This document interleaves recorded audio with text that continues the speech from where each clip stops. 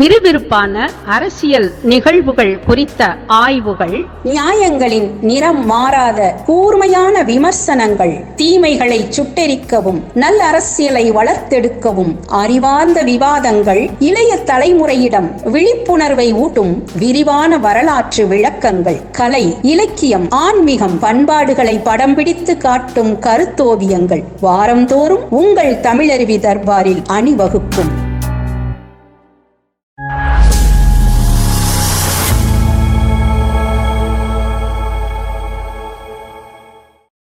நெஞ்சு பொறுக்கதில்லை நிகழ்ச்சியில் மீண்டும் தமிழருவி தர்பார் நேயர்களை சந்திப்பதில் மகிழ்ச்சியும் வணக்கமும். நமது அரங்கத்திற்கு ஐயா தமிழருவி மணியன் அவர்கள் வந்திருக்கிறார். ஐயா அவர்களை வணங்கி மகிழ்வோம். வணக்கம் குமரையா. முதலில் ஒன்றை நான் மகிழ்ச்சியோடு வெளிப்படுத்த விரும்புகிறேன். பொதுவாகவே இது போன்ற பதிவுகளை பார்க்கக்கூடியவர்கள் மிகவும் தரக்குறைவாகவும் அருவருப்பான மொழியிலும் தங்களுடைய கருத்துக்களை வெளிப்படுத்தி காயப்படுத்த வேண்டும் என்ற நோக்கத்தோடு செயற்படுவதை நாம் பார்த்து வருகிறோம். ஆனால் நம்முடைய தமிழருவி தர்பாரில் வழங்கப்படுகின்ற பின்னூட்டங்கள் அனைத்துமே ஆரோக்கியமானவையாக இருப்பது குறித்து நான் உண்மையில் மகிழ்ச்சி அடைகிறேன். நான் இந்த பின்னூட்டங்கள் கமெண்ட்டுகளை நான் பார்க்கின்ற வழக்கமே கிடையாது. தனியார் தொலைக்காட்சிகளுக்கு நான் ஒரு நேர்காணல் தருவதாக இருந்தாலும் நீங்கள் இந்த பின்னூட்டங்களை போடக்கூடாது என்பதற்கு இசைவளித்தால் மட்டுமே உங்களுக்கு என்னால் நேர்காணலை வழங்க முடியும் என்று நான் சொல்லித்தான் அது நடந்து கொண்டிருக்கிறது. ஆனால் நம்முடைய தமிழருவி தர்பாரை பார்க்கக்கூடியவர்கள் அத்துணை பேருமே கற்றறிவாளர்கள், ஆரோக்கியமான அரசியலை நாடுபவர்கள், நல்ல சிந்தனைகளுக்கு உரியவர்கள் என்பதனால் நாம் இங்கே அந்த பின்னூட்டங்களை போடுவதற்கு அனுமதித்திருக்கிறோம். அவற்றை நான் பார்க்கிறேன். ரொம்ப அற்புதமாக அவர்கள் பதிவு செய்கிறார்கள். அதில் சமீபத்தில் சென்ற நெஞ்சு பொறுக்குதில்லையே நிகழ்வு பற்றிய பின்னூட்டங்களில் கோபால் என்கிற ஒரு நண்பர் முல்லை பெரியாறு குறித்தும் எம்இஆர் குறித்தும் மிக மிக அற்புதமான செய்திகளை பதிவு செய்திருக்கிறார். பொதுவாகவே அனைவரும் அற்புதமாக கருத்துக்களை சொல்கிறார்கள். எதிர்கருத்தாக இருந்தாலும் அதை ரொம்ப மென்மையாக விமர்சன பார்வையோடு வைக்கிறார்கள். ஒவ்வொருவருக்கும் தனித்தனியாக என்னால் பதிலளிக்க முடியாது. ஒவ்வொருவருக்கும் தனித்தனியாக நன்றி பாராட்டவும் இயலாது. அதனால் இந்த நெஞ்சு பொறுக்குதில்லையே நிகழ்ச்சியின் மூலமாக அவர்கள் அனைவருக்கும் என் நெஞ்சார்ந்த நன்றியை, மகிழ்ச்சியை முதலில் வெளிப்படுத்திக் கொள்கிறேன். இப்பொழுது நீங்கள் கேள்வியை கேட்கலாம். மிக்க நன்றி ஐயா. ஐயா, முதல் கேள்வி காஷ்மீர் தீவிரவாத தாக்குதல் தொடர்பாக. அப்பாவி மக்கள் 28 பேர் உயிரிழந்திருக்கிறார்கள். இந்த சூழ்நிலையில் பார்க்கின்ற பொழுது இந்தியா பாகிஸ்தான் எல்லையில் போர் மேகங்கள் சூழும் போல தோன்றுகிறது. இந்தியா பாகிஸ்தான் இடையிலே போர் நிகழ்வதற்கான வாய்ப்புகள் இருக்கிறதா? போர் நிகழவே நிகழாது என்று ஒரே அடியாக நம்மால் சொல்லிவிட முடியாது. காரணம், இதுவரையில் நடந்த தாக்குதல்கள் இராணுவத்தின் மீது, இராணுவ வீரர்கள் மீது பாகிஸ்தானில் இருக்கக்கூடிய பயங்கரவாதிகள் தாக்குதலை நடத்தி உயிர் பலியை உருவாக்கி இருக்கிறார்கள். ஆனால் இப்பொழுது அப்பாவிகளை, அதாவது காஷ்மீருடைய இயற்கை அழகை ரசிக்க வேண்டும் என்பதற்காகவே பல்வேறு மாநிலங்களிலிருந்து சென்று சேர்ந்த அந்த மக்களை கொன்று குவிப்பது என்றால் எனக்கு ஒன்றும் புரியவில்லை குமரையா. நான் கவிக்கோ அப்துல் ரஹ்மான் ஒரு புது கவிதையில் அழகாக சொல்லுவார், தீபத்தை அணைக்கிற போது கூட வாளால் ஒரு நாவை அறுப்பது போன்ற உணர்வு எனக்கு ஏற்படுகிறது என்பார். தீபம் எரிகிறது, அந்த எரியக்கூடிய தீபத்தை சரி இப்பொழுது நாம் அணைத்து வைக்கலாம் என்று அந்த திரியை நீங்கள் மெல்ல அணைத்தால் அந்த ஒளிச்சுடரை நீங்கள் அணைக்கிறீர்கள். அதுவே வாளால் என்னுடைய நாவை அறுப்பது போல் நான் உணர்கிறேன் என்கிறாரே, அதுதான் மனித நேயம்.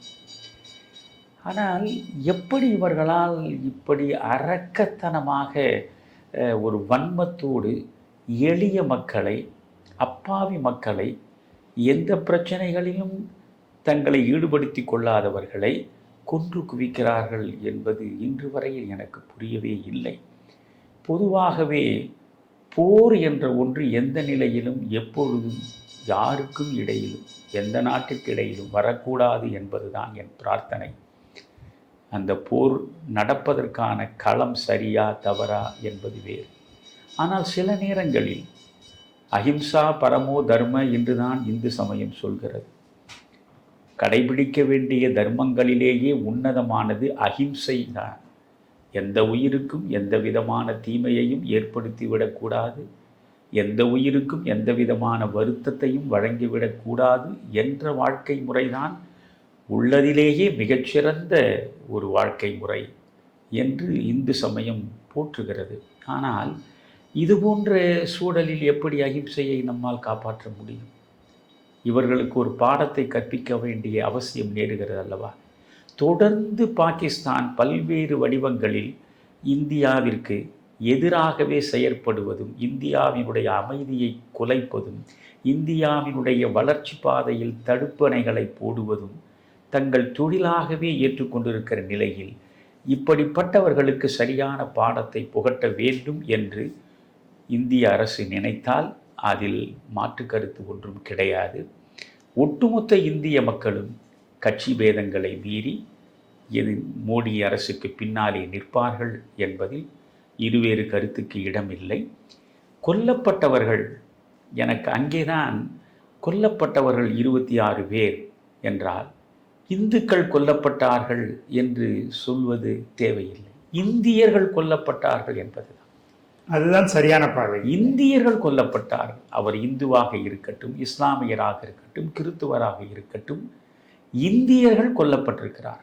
அவனே வந்து நீ இந்துவா இஸ்லாமியனா என்று கேட்டு இனம் பிரித்து இந்துக்களை சுட்டார் என்றாலும் கூட நாம் அதை செய்தியாக வெளிப்படுத்துகிற பொழுது காஷ்மீர் பள்ளத்தாக்கில் இந்த பல்காம் பகுதியில் 26 இந்தியர்கள் கொல்லப்பட்டார்கள் என்று சொன்னால் அதுதான் மிகச்சரியாக இருக்கும்.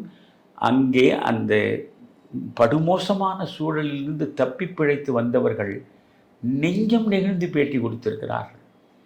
எங்கள் அனைவருக்கும் காஷ்மீரில் இருக்கக்கூடிய இஸ்லாமியர்கள் எந்த அளவுக்கு எங்களிடம் அன்பு பாராட்டினார்கள், எங்களுக்கு துணையாக வந்து நின்றார்கள், எங்கள் நெஞ்சே நெகிழக்கூடிய அளவுக்கு அவர்கள் உதவிக்கரம் நீட்டினார்கள் என்றெல்லாம் சொல்வதை நாம் பார்க்கிறோம். எனவே எந்த நிலையிலும் ஹிந்து முஸ்லீம் என்கிற இதய இணக்கத்தை உருவாக்குவதற்கு மாறாக செய்திகள் வெளிவரக்கூடாது என்று நான் நினைக்கிறேன். போர் என்பது உடனடியாக நாம் அறிவித்து விடலாம். இந்தியா பாகிஸ்தான் போர் என்று ஒன்று நடந்தால் இன்றைக்கு இருக்கக்கூடிய இந்தியாவினுடைய இராணுவ வலிமை என்பது 1960களிலும் 70களிலும் இருந்த வலிமை அல்ல. அசுரத்தனமான வலிமையை பெற்றுள்ள இராணுவத்தை இன்றைக்கு இந்தியா கொண்டிருக்கிறது. அதனால் பாகிஸ்தானை ஒரு நாளிலேயே தோல்வியை செய்யக்கூடிய சூழல் இந்திய இராணுவத்துக்கு இருக்கிறது. ஆனால் அப்படியெல்லாம் மோடி அரசு அவசரப்பட்டு உடனடியாக ஒரு போருக்கான ஆயத்தத்தில் ஈடுபடாது என்று தான் இப்பொழுதும் நினைக்கிறேன். காரணம், போர் என்று வந்துவிட்டால் பாகிஸ்தானில் இருக்கக்கூடிய இராணுவ வீரர்கள் மட்டும் பலியாவார்கள் என்று சொல்ல முடியுமா? பாகிஸ்தானில் இருக்கக்கூடிய அப்பாவி மக்களும் பலியாவதற்கான வாய்ப்பு இருக்கிறது. இங்கே 26 அப்பாவி மக்கள் பலியானார்கள் என்று நாம் வருத்தப்படுகிறோம். உலகத்தின் எந்த பகுதியானாலும், அது பாலஸ்தீனமாக இருக்கட்டும், எந்த பகுதியானாலும் அப்பாவி மக்கள் கொல்லப்படுவது என்பது தர்மத்துக்கு தகாது. எனவே நிரம்ப யோசிக்க வேண்டி இருக்கிறது.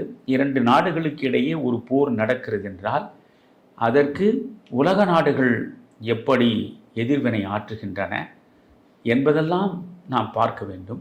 இதன் மூலமாக வளர்ந்து வரக்கூடிய இந்திய பொருளாதாரத்தில் இந்த சூழலில் தேக்க நிலை எப்படி உருவெடுக்கும் என்பதையும் கணக்கிலே எடுக்க வேண்டும்.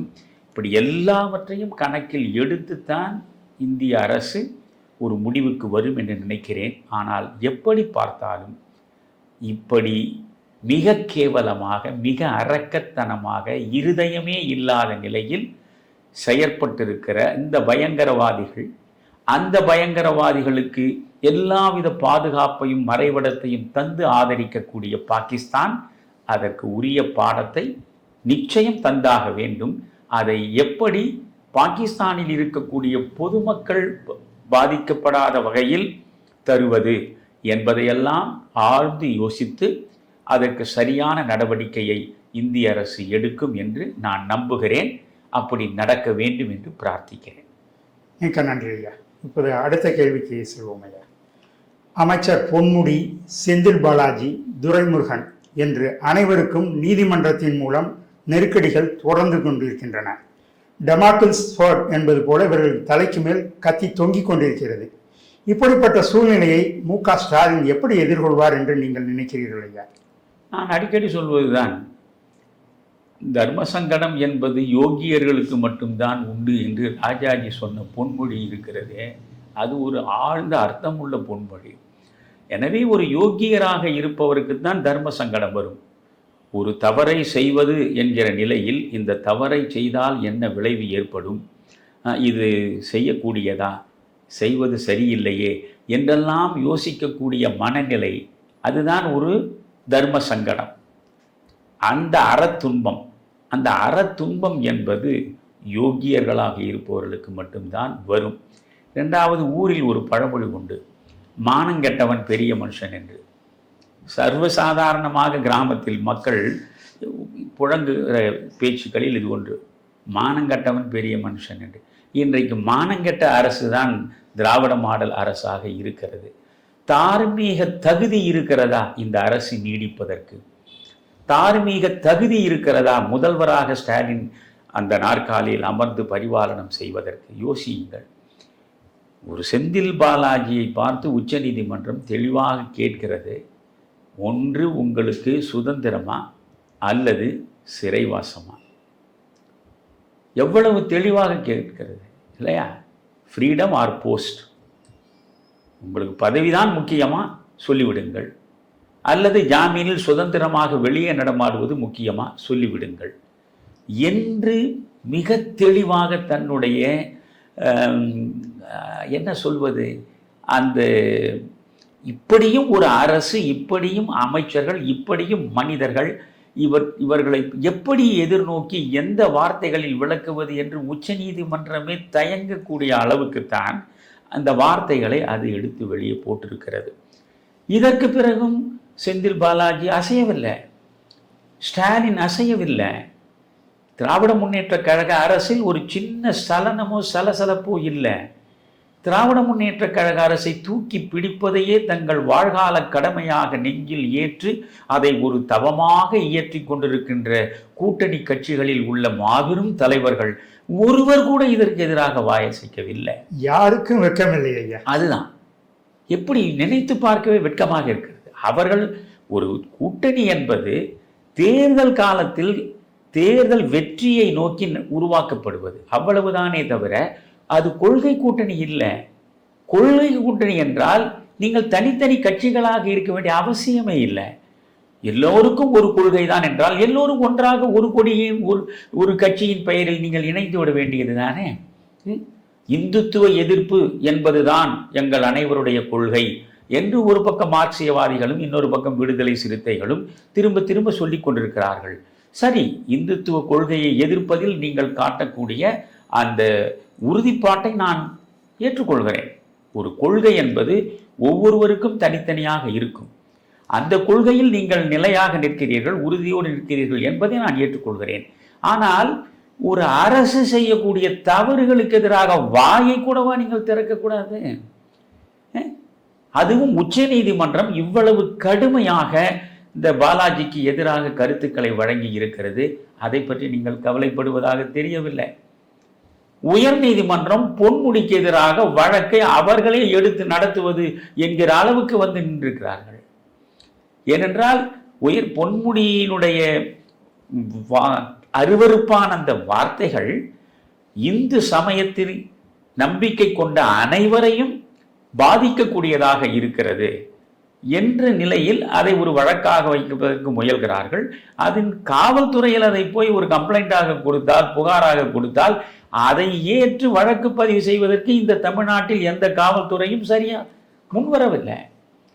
கேட்டால் ஒரு 3-4 இடங்களில் நாங்கள் வழக்கு பதிவு செய்திருக்கிறோம் என்று சொல்லி, பிறகு அதில் எந்த முகாந்திரமும் இல்லை என்று அவர்கள் தள்ளிவிட்டதாக உயர்நீதிமன்றத்திலே வந்து அட்வொகேட் ஜெனரல் சொல்கிறார். இதில் எந்த முகாந்திரமும் இல்லை என்று. அப்படி என்றால் அதற்கு உடனே நீதியரசர் என்ன சொல்கிறார்? இதில் முகாந்திரம் இல்லை என்று எப்படி சொல்கிறீர்கள்?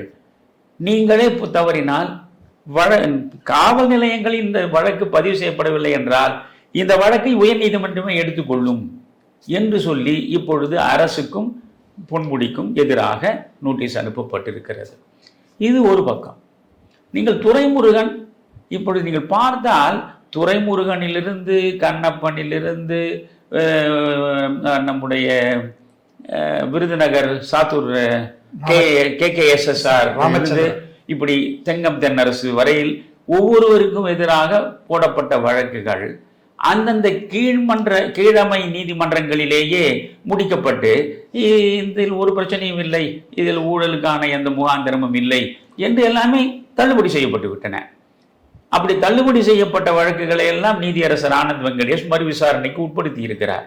இப்பொழுது துரைமுருகன் சொத்து குவிப்பு வழக்கிலும் ஒரு முகாந்திரம் இல்லை என்று அதையும் கீழமை நீதிமன்றம் தள்ளிவிட்டது. அதை இப்பொழுது மறுவிசாரணை செய்யுங்கள், சிறப்பு நீதிமன்றம் அதை எடுத்து உடனடியாக மறுவிசாரணை செய்ய வேண்டும் என்று உயர் நீதிமன்றம் கட்டளையிட்டிருக்கிறது.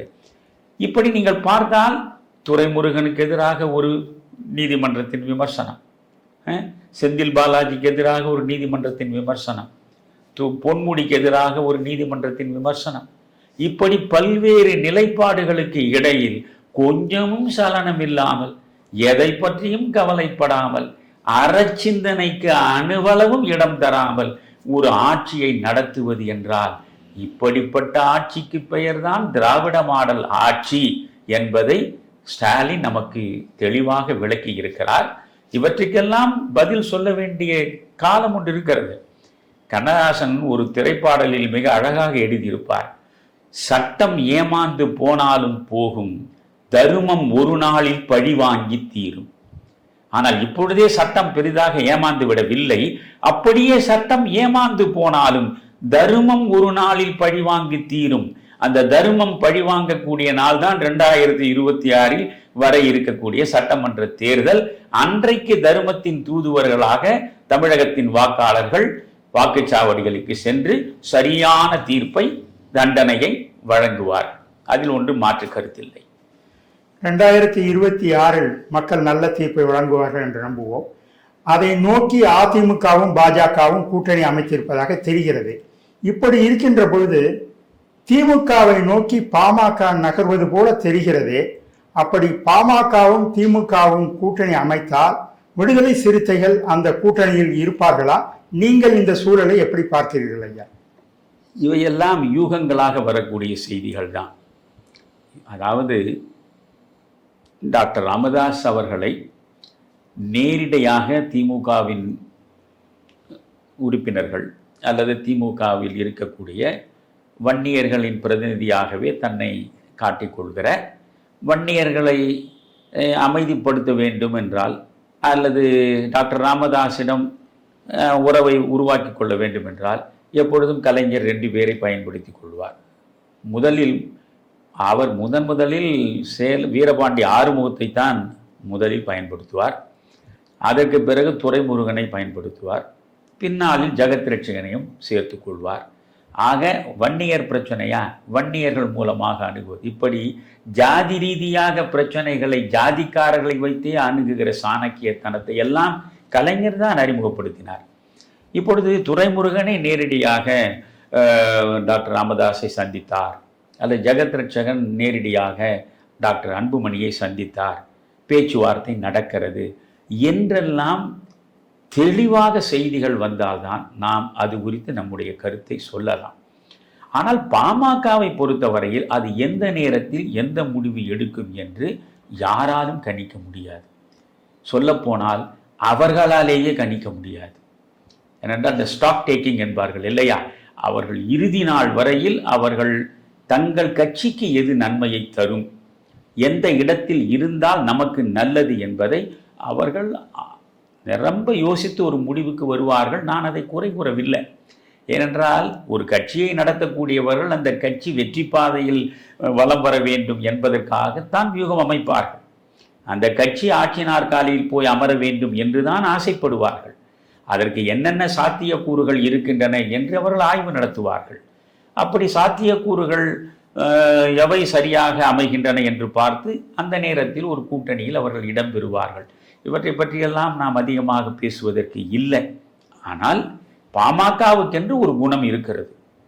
அதாவது கடைசி தருணம் வரையில் அவர்கள் என்ன முடிவெடுப்பார்கள் என்று நம்பவே முடியாத நிலையில் அத்தனை அரசியல் கட்சிகளுக்கும் ஆட்டம் காட்டுகிற ஒரு அரிய குணம் பாமகவுக்கு இருக்கிறது. எனவே அது இப்பொழுது நாம் அவசரப்பட்டு எந்த கருத்தையும் சொல்ல முடியாது. விடுதலை சிறுத்தைகள் பொறுத்தவரையில் நான் தெளிவாக சொல்கிறேன். அண்ணா திராவிட முன்னேற்ற கழகம் அவர்களுக்கு பகிரங்கமாகவே அழைப்பை விடுத்திருக்கிறது. கொஞ்சம் சூசகமாக எங்கள் பக்கம் வாருங்கள். இப்பொழுது உங்களுக்கு சென்ற தேர்தலில் 6 சட்டமன்ற தொகுதிகள் தான் வழங்கப்பட்டன. 6இல் 4 பேர் வெற்றி பெற்றிருக்கிறீர்கள். இப்பொழுது வேண்டுமானால் நாங்கள் 10 கூட கொடுக்கிறோம் அல்லது 15 கூட கொடுக்கிறோம் என்று இன்றைக்கு எடப்பாடி இருக்கக்கூடிய நிலையில் விடுதலை சிறுத்தைகள் வந்தால் நல்லது என்று அவர் ஆதரவு கரம் நீட்டுவார். கூடுதலாக தொகுதிகளையும் தருவார். ஆனால் அவற்றையெல்லாம் திருமாவளவன் ஏற்கவில்லை. அதே மாதிரி விஜயிடமிருந்து வந்த அழைப்பையும் அவர் அங்கீகரிக்கவில்லை. அவர் முழுக்க இந்துத்துவ எதிர்ப்பினுடைய அடையாளமாக இருப்பது தான் இந்த திமுக கூட்டணி. அதனால் நான் சித்தாந்தத்தின் அடிப்படையில் இந்த கூட்டணியில் இருக்கிறேன் என்று சொல்வது பாராட்டுக்குரியது. நீங்கள் அதாவது அந்த சித்தாந்தம் சரியா தவறா, இவருடைய அரசியல் சரியா தவறா என்பதற்கெல்லாம் நான் போக விரும்பவில்லை. அந்த நிலைப்பாட்டில் இந்துத்துவா என்பது இவர்கள் சொல்கிற இந்துத்துவா வேற, பிஜேபி முன்னிறுத்துகிற இந்துத்துவா என்பது வேறு. உச்ச நீதிமன்றமே மிக தெளிவாக கொடுத்திருக்கிற இந்துத்துவ விளக்கம் என்பது வேறு. நான் அந்த இந்துத்துவத்தை ஏற்பவன். இந்துத்துவம் என்பது ஒரு அற்புதமான வாழ்வியல் முறை. அதை பற்றி எங்கே வேண்டுமானாலும் நான் தெளிவாக வேதங்களிலிருந்தும் உபனிஷதங்களிலிருந்தும் விளக்கங்களை கொடுக்க தயாராக இருக்கிறேன். நீங்கள் மனு நீதியை தூக்கி குப்பை கூடையில் போடுங்கள் என்று தெளிவாகவே நான் சொல்கிறேன். மனு தர்மம் வேறு, சனாதன தர்மம் வேறு. அந்த சனாதன தர்மத்தின்படி நடப்பது ஒரு அற்புதமான வாழ்வியல் முறை என்று உச்ச நீதிமன்றமே சொல்லி இருக்கிறது. அந்த புரிதல் இவர்களுக்கு இருக்கும். இருந்தாலும் தேர்தல் அரசியலுக்கு வசதியாக இந்த இந்துத்துவா என்பதை பாஜகவின் முகத்தில் அழுத்தமாக முத்திரையாக குத்தி அதன் மூலம் சிறுபான்மை மக்களுடைய ஆதரவை வலிமையாக பெறுவது என்பது ஒரு விதமான வியூகம். அந்த வியூகத்தில் அவர்கள் நின்றாலும் கூட உனக்கு அதிகமான தொகுதிகளை தருகிறேன், உனக்கு வேண்டிய சலுகைகளை நான் தருகிறேன் என்று ஆசை காட்டி ஒரு பக்கம் அதிமுகவும் மறுபக்கம் விஜயும் அழைத்தாலும் கூட அந்த அழைப்புகளை நிராகரித்துவிட்டு நாங்கள் இங்கேதான் இருப்போம் என்று சொல்லுகிற திருமாவளவனை அவ்வளவு எளிதாக தவிர்த்து விட்டு மருத்துவர் ராமதாஸோடு கூட்டணியை திராவிட முன்னேற்ற கழகம் வைக்குமா என்பது ஒரு $1 பில்லியன் கேள்வி. அல்லது ராமதாஸையும் திருமாவளவனையும் ஒன்றாக சேர்த்து ஒரே கூட்டணியில் வைப்பதற்கு முயன்று அதில் வெற்றி பெற முடியும் என்று நம்பி செயற்பட்டு அதில் திருமாவளவனும் ஒத்துழைத்தால் அது வேறு கதை. ஆனால் நான் அரசியல் கடந்து சொல்கிறேன். திருமாவளவனும் பாட்டாளி மக்கள் கட்சி, விடுதலை சிறுத்தைகளும் பாட்டாளி மக்கள் கட்சியும் ஒன்றாக இணைந்தும் பிணைந்தும் களத்தில் நிற்பது வட மாநிலத்தில், குறிப்பாக வட மாவட்டங்களில் உள்ள மக்களுக்கு நல்லதுதான். ஜாதி பிரச்சனையில் அவ்வப்பொழுது நடக்கக்கூடிய கடுமையான மோதல்கள் இந்த 2 சாதிகளுக்கு இடையே தான் நிகழ்கின்றது. எனவே இந்த 2 சாதிகளுக்கு இடையில் ஏற்கனவே இவர்கள் இணக்கமான சூழலை உருவாக்குவதற்கு ஒரு முறை முயன்றார்கள். ஆனால் அதற்கு பிறகு அது ஒரு கட்டத்தில் இல்லாமல் போய்விட்டது. இப்பொழுது கடுமையான அதிருப்தி 2 பக்கமும் இருக்கிறது. திருமாவளவனும் மருத்துவர் ராமதாசும் கைகோர்த்து நிற்பதனாலேயே வடக்கு மாவட்டங்களில் இருக்கக்கூடிய அத்தனை வன்னியர்களும் அத்தனை ஒடுக்கப்பட்ட மக்களும் உடனடியாக 2 கலந்து இணைந்தும் பிணைந்தும் களத்தில் நின்று செயலாற்றுவார்கள் என்று என்னால் சொல்ல முடியாது. ஆனால் எது நடந்தாலும் நாம் பொறுமையாக பார்க்க வேண்டும். நடந்த பிறகு அது குறித்து நாம் விமர்சன கணைகளை வீசலாமே தவிர, ஒன்று நடக்கும் என்று பொழுது போவதற்காக பேசுவதோ அல்லது பக்கங்களை நிரப்புவதற்காக விற்பனையை கூட்டுவதற்காக செய்தியாக எழுதுவதோ, இவற்றையெல்லாம் படித்துவிட்டு இவற்றையெல்லாம் பார்த்துவிட்டு நாம் அவசரமாக விமர்சனங்களை வீசுவது என்பது நம்முடைய நாகரிகம் இல்லை. அதனால் யூகத்தின் அடிப்படையில் உள்ள இந்த கேள்விக்கு நான் பதில் சொல்ல விரும்பவில்லை. ஐயா, ஆளுநர் விவகாரத்தில் உச்சநீதிமன்றம் தீர்ப்பு வழங்கி இருக்கிறது. அது ஆளுநருக்கு ஒரு குட்டு வைத்தது போல தோன்றுகிறது. நீங்கள் எப்படி நினைக்கிறீர்கள் ஐயா? அதில் மாற்று கருத்துக்கு இடமே இல்லை. நீங்கள் ஒன்றை புரிந்து கொள்ள வேண்டும். அரசியலமைப்பு சட்டத்தின் பாதுகாவலர் தான் ஆளுநர். He is constitutional head of the state. ஒரு மாநிலத்தினுடைய அரசு தலைமை ஏற்றிருப்பவர் அவர்தான். அதிகாரம் முதலமைச்சரிடம் இருக்கிறது. ஆனால் அரசின் தலைவர் என்று பார்த்தால் அது ஆளுநர் தான். அந்த ஆளுநர் அரசியலமைப்பு சட்டத்தை பாதுகாக்க வேண்டிய பொறுப்பு உள்ளவர். அவருக்கு தெரியாதா? அவர் நினைத்தால் எத்தனையோ சட்ட வல்லுநர்கள் அவருக்கு உதவி செய்வதற்கும் ஆலோசனைகளை வழங்குவதற்கும் தயாராக இருப்பார்கள். நீங்கள் இந்திய அரசியலமைப்பு சட்டத்தின் 200வது பிரிவு ஆர்டிகல் 200 மிக தெளிவாக சொல்கிறது. ஒரு சட்டமன்றம் ஒரு தீர்மானத்தை நிறைவேற்றி ஆளுநருக்கு அனுப்பி வைத்தால் அவர் அதற்கு கையொப்பமிட்டு அதை சட்டமாக்குவதற்கு இணக்கம் தெரிவிக்க வேண்டும். அதில் ஏதாவது அவருக்கு மாறுபட்ட கருத்து இருந்தால் அதை திருப்பி அனுப்பலாம். திருப்பி அனுப்பி அவருடைய கருத்து சரி என்று அரசு உணர்ந்து அதற்கேற்ப அதை திருத்தம் செய்து இன்னொரு முறை அனுப்பினால் அதை அவர் ஏற்று கையெழுத்து போட வேண்டும். அல்லது எந்த திருத்தமும் இல்லாமலே நீங்கள் சொல்லுகிற திருத்தத்தை நாங்கள் ஏற்க முடியாது, நாங்கள் அனுப்பி இருப்பதை நீங்கள் அப்படியே ஏற்று அங்கீகரித்து கையொப்பமிட வேண்டும் என்று சொன்னால் அவர் கையொப்பமிட்டுத்தான் தீர வேண்டும். He has to give his assent to the bill. இந்த மசோதாவுக்கு அவர் தன்னுடைய அங்கீகாரத்தை தந்தாக வேண்டும். இது தெளிவாக இருக்கிறது. நீங்கள் ஒரு குடியரசுத் தலைவருக்கு இதை அனுப்பி வைக்கிறேன் என்று சொல்வதாக இருந்தால் முதலில் இந்த சட்டமன்றம் தீர்மானம் நிறைவேற்றி ஆளுநர் பார்வைக்கு அனுப்புகிற அந்த கணத்தில் அவருக்கு அதில் உடன்பாடு இல்லை என்றால் அவர் குடியரசுத் தலைவருக்கு அனுப்பி வைக்கலாம். ஆனால் ஒரு முறை இவர் திருப்பி அனுப்பிவிட்டு 2வது முறையும் அது வந்த பிறகு அதற்கு பிறகு குடியரசுத் தலைவரிடம் அவர் அனுப்புவதற்கு அவருக்கு அதிகாரம் கிடையாது. எனவே இந்த ஆர்டிகல் 200 பொறுத்தவரையில் மிக தெளிவாக இருக்கிறது ஆளுநருக்கானது. ஆளுநர் அதை எப்படி தவறவிட்டார் என்பதை ஆளுநர் தான் சொல்ல வேண்டும். ஆனால் அதிலேயே நான் ஏற்கனவே ஒரு நேர்காணல் சொல்லியிருக்கேன். ஆர்டிகல் 254 நீங்கள் பார்த்தால் அது ஆளுநருக்கு கொஞ்சம் சாதகமான சூழல்களையும் சொல்கிறது. நான் ஏற்கனவே ஒரு நேர்காணலில் இவற்றையெல்லாம் விளக்கமாக சொல்லிவிட்டேன். அவை போகட்டும். நான் சொல்வது ஆர்டிகல் 200 ஆளுநருடைய வரம்பு எது, எந்த வரையறைக்குட்பட்டு அவர் செயலாற்ற வேண்டும் என்று தெளிவாக சொல்லி இருக்கிறது. அதை உச்சநீதிமன்றம் சுட்டிக்காட்டி இந்த 10 பல்கலைக்கழகங்களுக்கு பற்றிய மசோதாக்களை நிறுத்தி வைத்ததை உடனடியாக அது சட்டபூர்வமாக அனுமதித்தது, சட்டமாகிவிட்டது. புரிகிறதா? இதற்கு இந்தியாவிலேயே மாநில சுயாட்சியை பாதுகாப்பதற்கு, மாநிலங்களின் உரிமைகளை பெற்றுக் கொடுப்பதற்கு முன்னுதாரணமாக வழிநடத்தியவர் நம்முடைய மாபெரும் அரசியல் ஆசான் முதல்வர் ஸ்டாலின் என்பது போல இவர்கள் புகழ் மாலை சூட்ட ஆரம்பித்து விட்டார்கள். சூட்டுங்கள், தவறில்லை. உச்சநீதிமன்றம் அளித்த இந்த தீர்ப்பை எவ்வளவு தூரம் வானுயர நீங்கள் பாராட்டி மகிழ்கிறீர்கள். அதே உச்சநீதிமன்றம் தானே நீட் விவகாரத்தில் தெளிவாக ஒரு தீர்ப்பை வழங்கி இருக்கிறது. நீட்டுக்கு அந்த நீட்டை ரத்து செய்வது என்பதில் மறுவாசிப்பே கிடையாது என்று ஒட்டுமொத்தமாக நிராகரித்து விட்டதே உச்சநீதிமன்றம். அப்ப அதை ஏன் ஏற்க மறுக்கிறீர்கள்?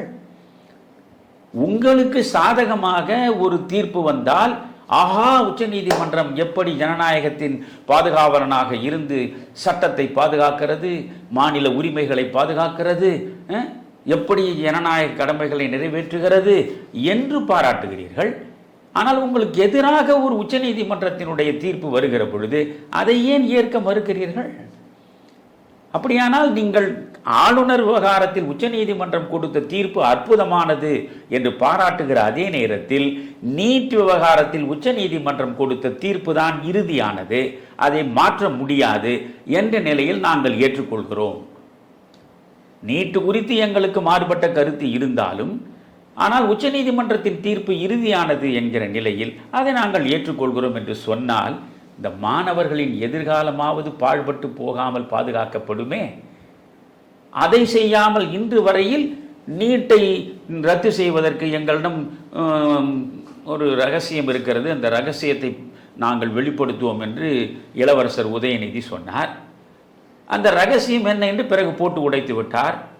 சட்ட ரீதியாக போராடுவதுதான் நீங்கள் ரகசியம் என்றார். சட்ட ரீதியாக நீங்கள் போராடி என்ன பயன்? உச்ச நீதிமன்றம் தான் தெளிவாக தீர்ப்பு வழங்கிவிட்டதே.